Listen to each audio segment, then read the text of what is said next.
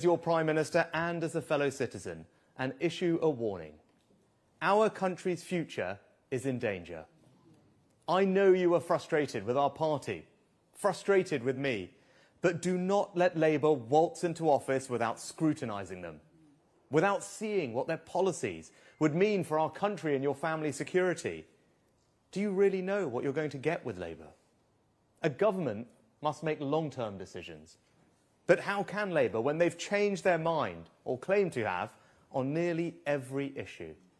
4 years ago, Keir Starmer ran for Labour leader, promising to raise income tax on the top 5% of earners, to abolish universal credit, to scrap tuition fees, to nationalise the utility companies and to defend free movement.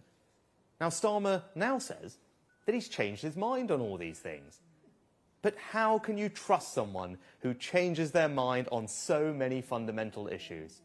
How do you know that if it wasn't politically expedient, he wouldn't just change his mind all over again? Now, his constant U-turns show two things: that he was wrong before and that he hasn't even the courage of his own past lack of convictions. This is a man who tried to overturn the result of the Brexit referendum, who twice urged everyone to make Jeremy Corbyn Prime Minister, and who ran on a series of pledges to be Labour leader that he cynically then abandoned. My friends, because he has such a past, he doesn't deserve to decide your future.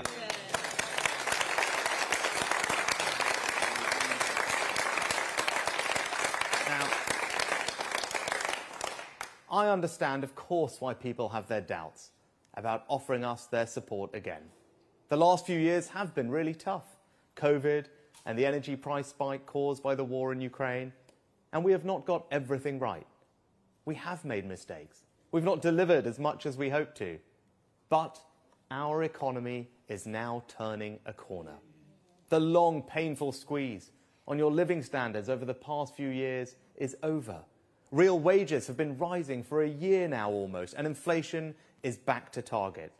When I became Prime Minister, inflation was in double digits, eating away at your pay packet, your savings.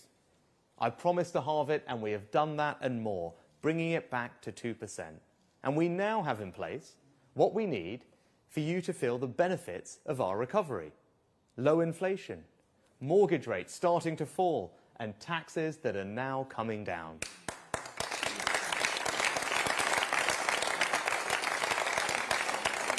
Now, that's what you need, but to get that, you need a Conservative government. Now, Labour, in contrast, would put up everyone's taxes, taking the tax burden to the highest level it has ever been. Worse than that, they would charge every working family an extra £2,000 in higher council tax and other tax rises. Can you afford that? Can your neighbours? Can your loved ones? I tell you this, Labour will take more of your money every month, but we Conservatives will make sure that you have more money in your pocket every month.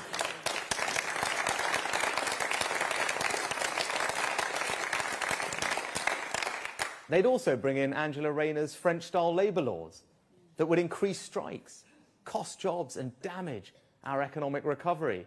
And they'd quickly cave into the demands of the unions, sending inflation and borrowing straight back up. I warn you, don't fall into Labour's trap. Don't sleepwalk to July the 4th. I know you want to send us a message, but this is not a by-election. It will determine who governs our country for the next 5 years and potentially much longer. For if Labour get in, they will change the rules so it's much harder to ever get them out. They want to give 16-year-olds a vote not because they think on principle that they are adults, but because they think they'll vote for them. And once they have got power, they will change every rule to make sure that they keep it. We can't let that happen, friends, and it's only we Conservatives who can stop it.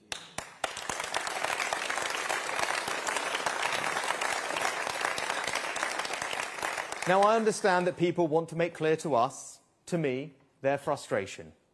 And I have heard you. But once you have handed Keir Starmer and Labour a blank cheque, you can't get it back. In Labour's Britain, if you work hard and try and set something aside for a rainy day.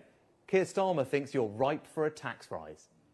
If you have a pension, Labour view that not as yours, but as something that they can raid whenever they need the money. If you're a homeowner, Labour will think nothing of making you spend thousands and thousands of pounds on net zero changes to your home. And as your Prime Minister, I can tell you that we live in a world of increasing threats. An axis of authoritarian states, Russia, China, Iran, North Korea, are threatening our values, our interests, our security. And we must show our enemies that this country, with our allies, will stand strong. That is why I'm increasing our investment in defence to 2.5% of GDP.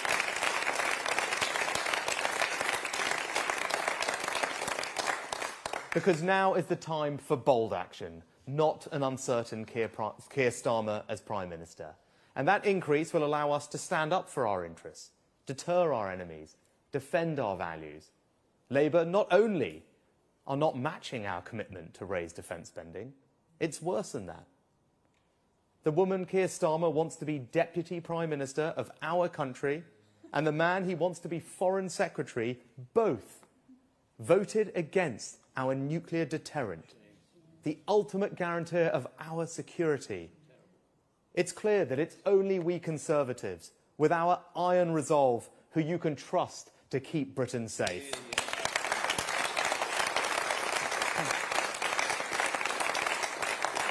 Now, there is a choice before you about Britain's future. I know the future that I want for our country.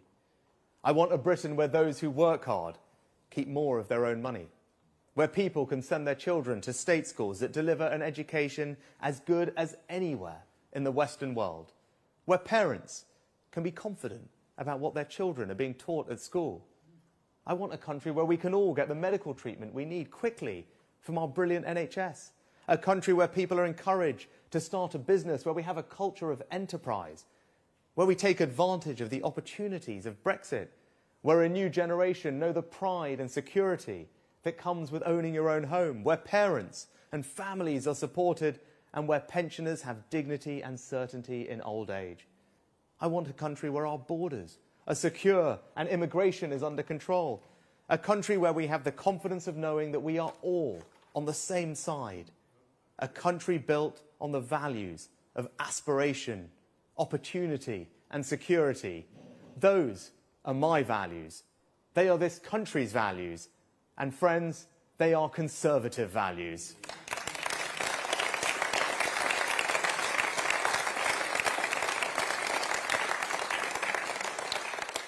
I cannot adequately express what my family and I owe this country. My grandmother came here with very little, and I stand before you as our Prime Minister. In no other country would my story be possible, and that is why I will always work as hard as I can for you and everyone. In the next 5 years, if you ask me to continue as your Prime Minister, I will do everything I can to deliver for you. I want to make Britain stronger, better, more secure. Ours is a great country with a proud past and a bright future. It is our duty, our responsibility, to take the bold action that will give you and your family the secure future that you deserve. That is what we stand for. That is what we are fighting for. And together, that is exactly what we are going to deliver.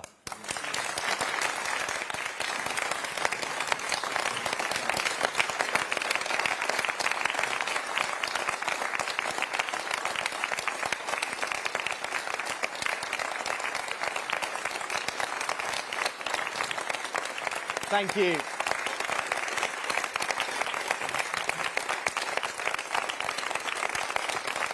Thank you, thank you.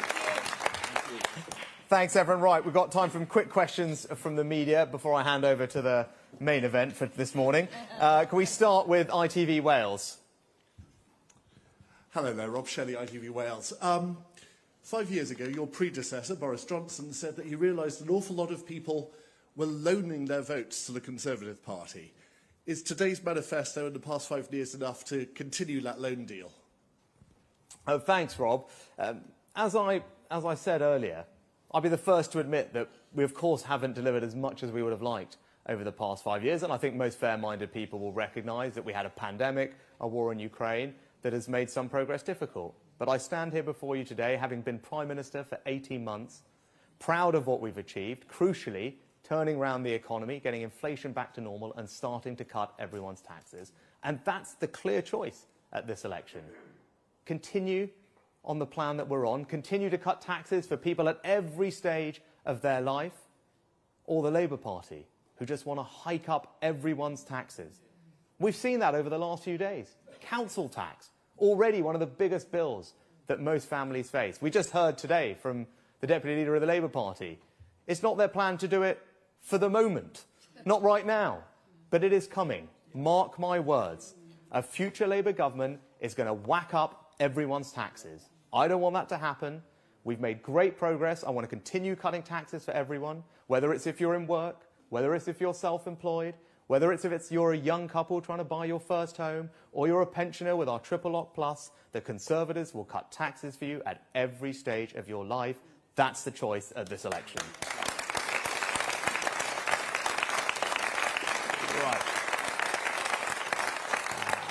Next, could we go to the BBC Wales? Prime Minister Gareth Lewis, BBC Wales. The £1 billion plan to electrify the North Wales main line is a central plank of your pitch to voters in Wales. Why hasn't the Department for Transport given Network Rail a remit letter to approve that funding and for the next steps to be taken on that project? Gareth, thanks for the question.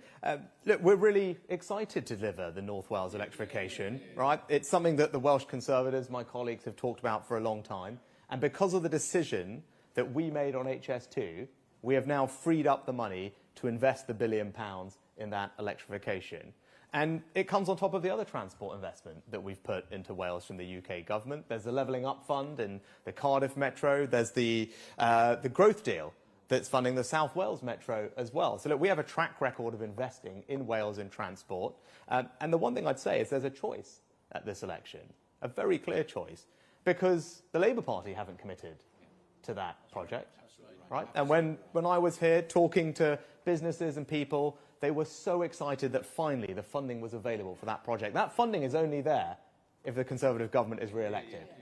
Right? If Keir Starmer and the Labour Party are in charge, there is not going to be that £1 billion investment in the North Wales electrification with all the transformational benefits that it will bring. So look, I can tell you this, as we've put it in our manifesto, as I said it when I was here, when I announced it at the time, with a re-elected Conservative government, the North Wales electrification will happen, the £1 billion is coming, and that's what you get with a Conservative government. Right. Next. Can I go to LBC Wales next?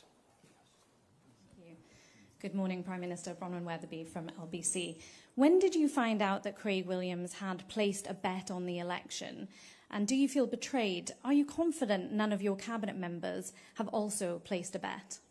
Well, Bronwyn, I talked a little bit about this last night on Question Time, and the first thing to say is I was incredibly angry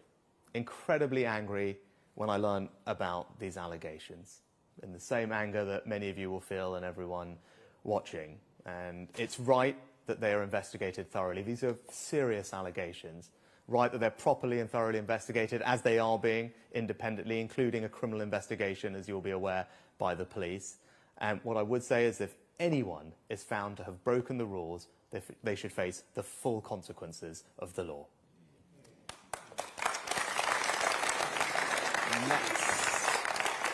Next, can I go to Sky News?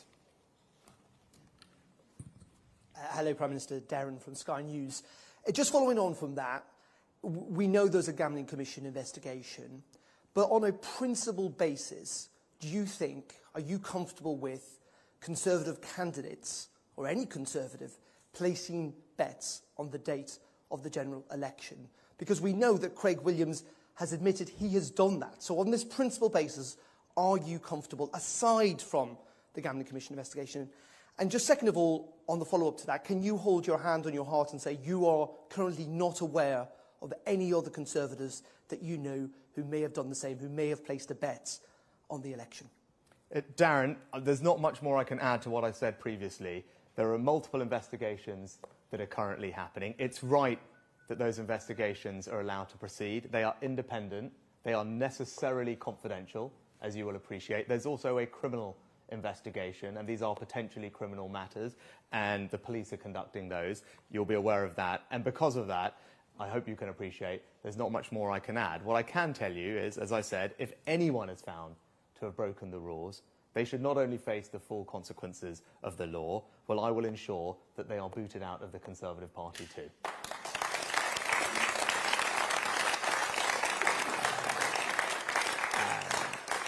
Next, we go to GB News.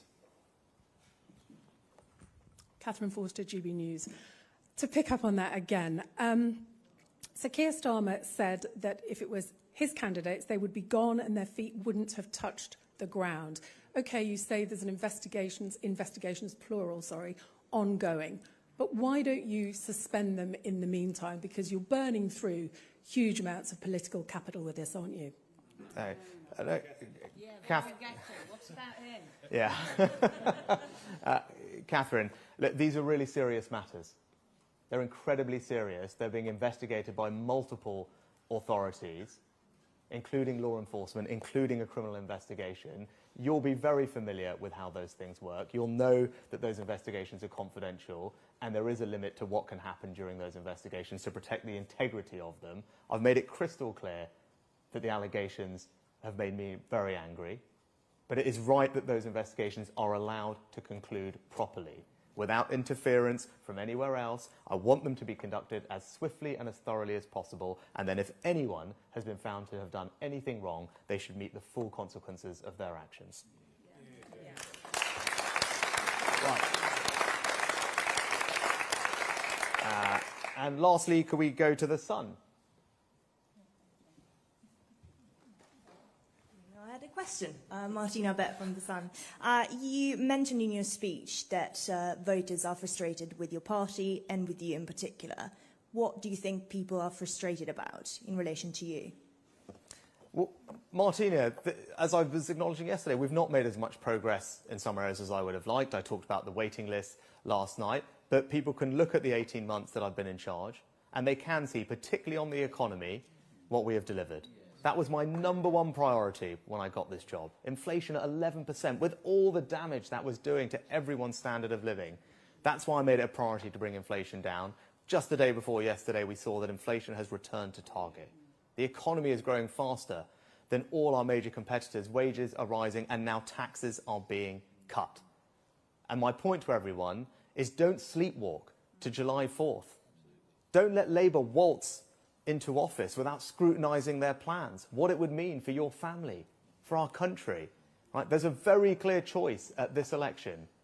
With a re-elected Conservative government, your taxes will continue to be cut, giving you and your family the financial security that you want and deserve. If Keir Starmer is in number 10 with a blank cheque, everyone's taxes are going up, and they're going up by a lot. And I'm going to fight very hard to the last day of this election to make sure that that doesn't happen. Right.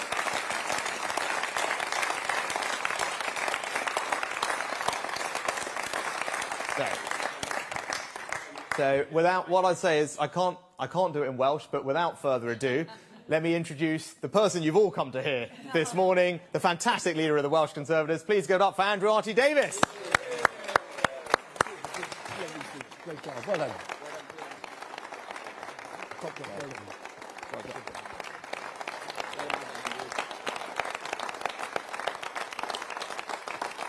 Good morning, everyone, and what a real pleasure it is to be here today with such great company of the membership of North Wales Conservatives and our great team of MSs and MPs as well, who work tirelessly for the communities here in North Wales.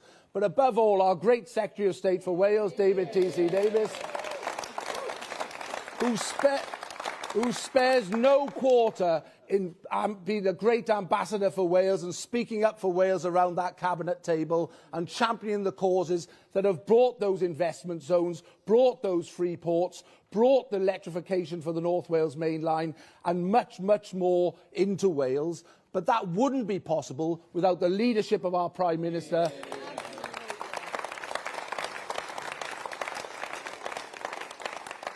thank you, Prime Minister, for all you've done in the last 2 years.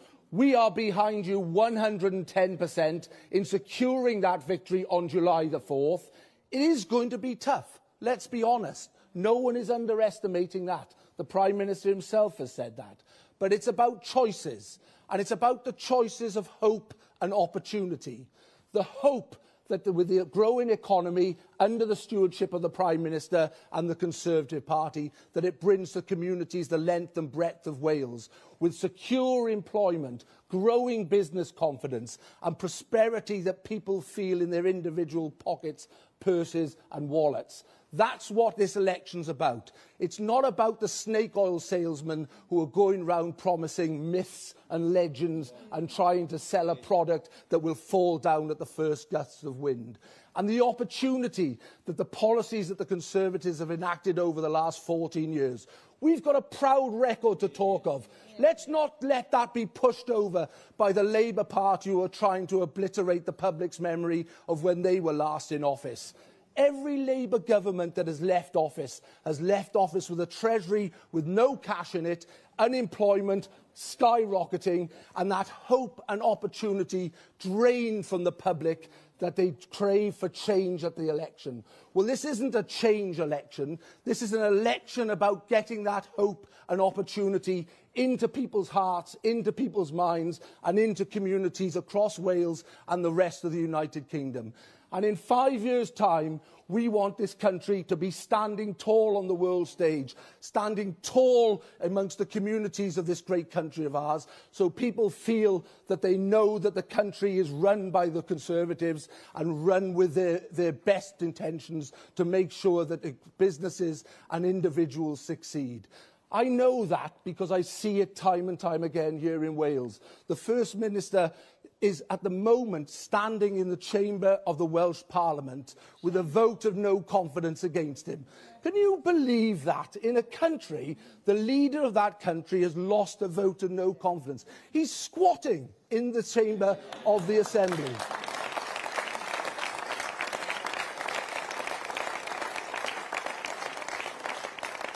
Well, he might well be claiming squatters' rights, but let's send a clear message to him on July the 4th, is it?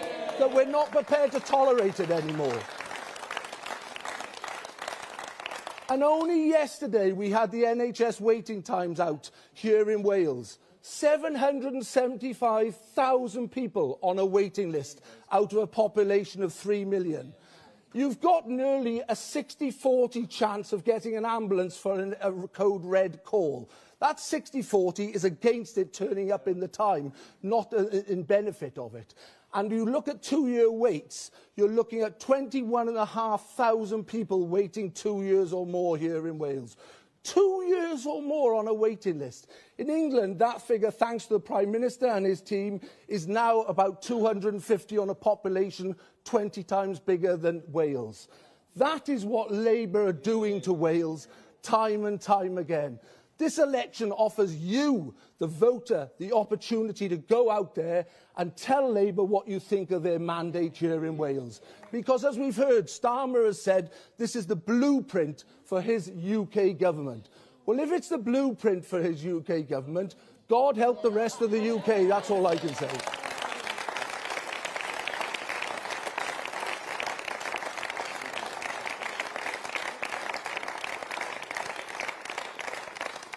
I see Sarah Atherton before me here today. In Wrexham, for example, I saw you post only the other day, 450,000 that you'd raised for local charities working to secure that money for Wrexham, and city status for Wrexham in your time as Member of Parliament. I see Virginia Crosby championing Anglesey at every single turn with the Wilver nuclear development and much, much more. The Anglesey Week held in the House of Commons. And our colleagues right across the frontier who have spoken up for North Wales when North Wales Labour have always taken North Wales for granted. And only this week in the Chamber we saw the First Minister unable to commit to electrification of the North Wales main line. We know about Betsy Health Board and the dereliction on their watch that has been dished out to Betsy and the people who count on Betsy for their health care. Labour don't care about North Wales. But our colleagues on this front row are standing for re-election, and my colleagues who are MSs champion North Wales every day of the week. Hope and opportunity.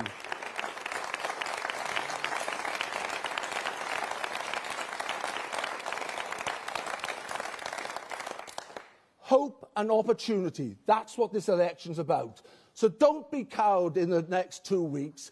Go out there, be bold in what we want to achieve for Wales, be brave in facing the electorate to tell them what a great opportunity this election is, to make sure that they know the Conservatives are on their side, and above all, tell them that the Prime Minister and the Conservative team have delivered this economic transformation that has turned us from the COVID pandemic years to the fastest growing economy in the G7 with the lowest unemployment and, above all, the opportunity that that offers us for the next 5 years. Let's not throw it away with tax rises under Labour, ripping apart the great union under Plaid Cymru, and God only knows what the Lib Dems want.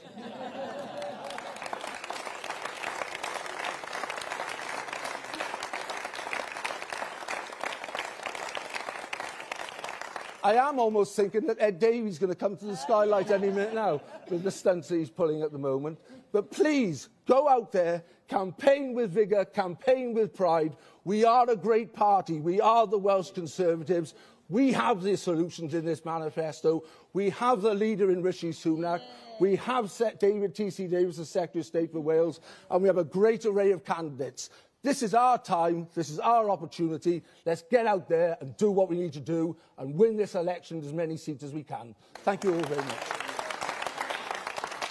Well done, team. How are you, Janet? I won't kiss you.